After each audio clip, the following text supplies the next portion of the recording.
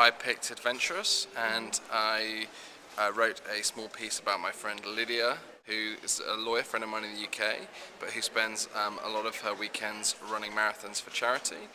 She ran the London Marathon 2 years ago, raising money for the British Red Cross. My mother is an 85-year-old woman who is at the moment doing her doctorate. She's a historian, and it's on modern-day Iraq.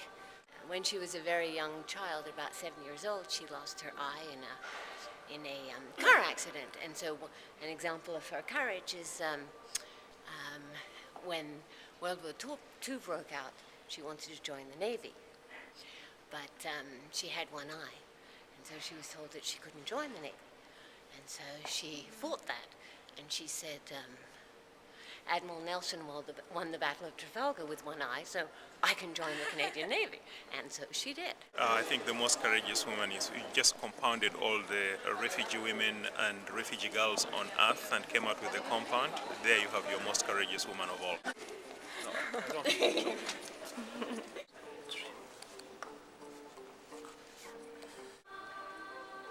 My wonderful woman in my life is my mom, because she's not only wonderful for me, but for the rest of the world also.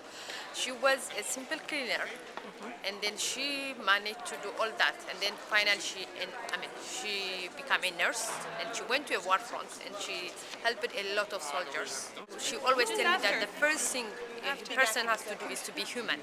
So even when I decided to get married, she said that, is he a human person? The ex-Minister of Education for Liberia, Madame Kandakai. Right. And I have great admiration for her since she kept the education system going throughout the war.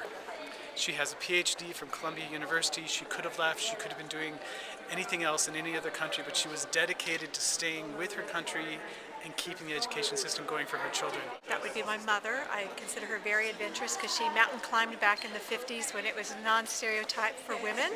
And she created mountain rescue units in the United States to help people who went up into the mountains and got places they shouldn't have been.